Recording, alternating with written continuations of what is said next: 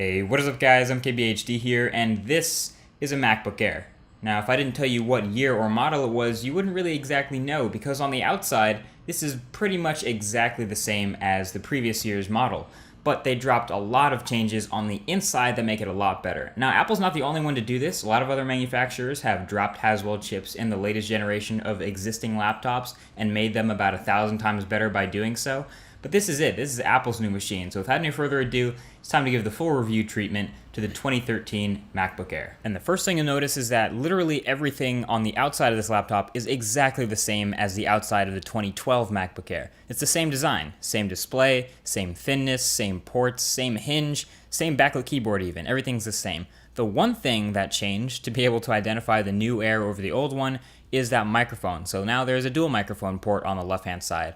All the other ports, however, on this MacBook Air are the same. The design has basically remained unchanged. Now that's not necessarily a bad thing, considering the 2012 MacBook Air design isn't exactly bad. A lot of people love it, but a lot of people were hoping, like me, that the Retina display would come to this new machine, a really high-resolution display. Unfortunately, Apple just refuses to make a Retina MacBook Air anytime soon.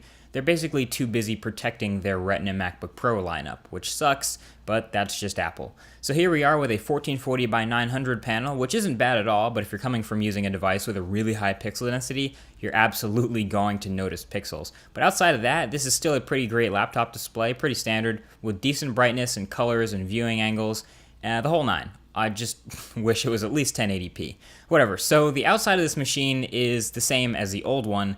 So what's changed? Well, the story here is Haswell. This machine you're looking at here comes with carrying Intel's 4th generation Core i7 Haswell CPU clocked at 1.7 gigahertz with the Intel HD 5000 graphics inside, and this is really the only reason to buy this machine over any other one. Now, Haswell CPUs have a seriously impressive power and heat management system that essentially double battery life. Now, the MacBook Air was already mostly battery on the inside. It's got a battery slightly larger than a lot of other Ultrabooks, measuring in at 7,150 milliamp hours. It's pretty much the entire bottom of the machine these days.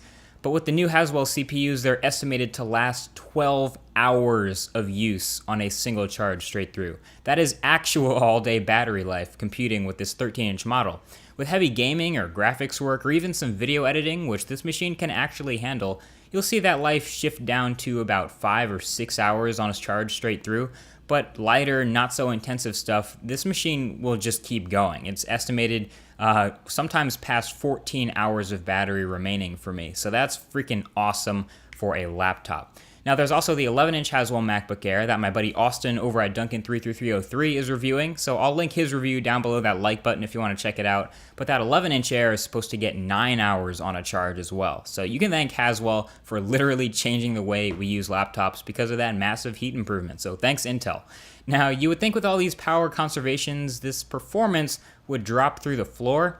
Well, not so. Again, Intel to the rescue. These clock speeds are already pretty solid. Like we said, this is the 1.7 gigahertz model, and it benchmarks pretty well, somewhere between the latest Mac Mini and the latest iMac, which is nice. So everyday performance is still snappy, quick, and efficient, which you would expect out of a laptop of this price. And there are also some other internal improvements that make that possible. First of all, an 802.11 AC Wi-Fi receiver is now in there for faster available wireless speeds, and a PCI-based SSD, delivering significantly faster read and write speeds from the disk when compared to SATA-based SSDs of the older models. So you're going to get silly fast opening and closing of apps and reading and writing of data. All of that's going to happen at blazing fast speeds thanks to that PCI-based SSD. So all in all, it just made too much sense for Apple. Apple is known for incremental improvements, and this is just the perfect incremental improvement for the MacBook Air for them. Keep the same design, the same body, same materials, same manufacturing process, but drop some Intel innovation in there with some, PCI-based SSDs and some other minor improvements and reap the profits, because everyone loves 12 hours of battery. That is the main headliner for this machine, and I love it too. So it's almost as if Apple has delivered an extended version of the 2012 MacBook Air, where you get almost the same user experience, but it just lasts for much, much longer on this new machine. You're gonna get a very friendly machine as well, with again that big glass trackpad, the all-metal construction, the solid build quality, all the things you would expect out of a premium notebook over $1,000. you pretty much get it with the MacBook Air. You can put Windows on it if you want. You won't get the same performance and you won't get quite the same battery life, but it'll still last pretty long time like a BIOS. Overall, it's a very friendly machine. I am a fan of the PCI-based SSDs. It's something I've always really wanted in a mobile machine, and now we got it. So yeah, at the end of the day, this is basically, in classic Apple style, the same machine as the previous generation with some minor tweaks inside, but that one minor tweak being the chip ends up making a huge difference. Now, in terms of who would buy this machine and who shouldn't, I personally can't quite stay with this machine because of one thing, and that's the display. The display is 1440 by 900 on a 13-inch display, which is fine. That's ordinarily great for most people, but coming from using a 2560 by 1600 display in the Retina MacBook Air, I can't do it. I can't switch to being able to see pixels where I usually couldn't. So I'm going to keep sticking with the Retina display MacBooks, and I'm probably going to be upgrading to the Haswell Retina MacBook Pro, the 13-inch, when that comes out, because that seems like a logical upgrade for me because my eyes are so used to a Retina display.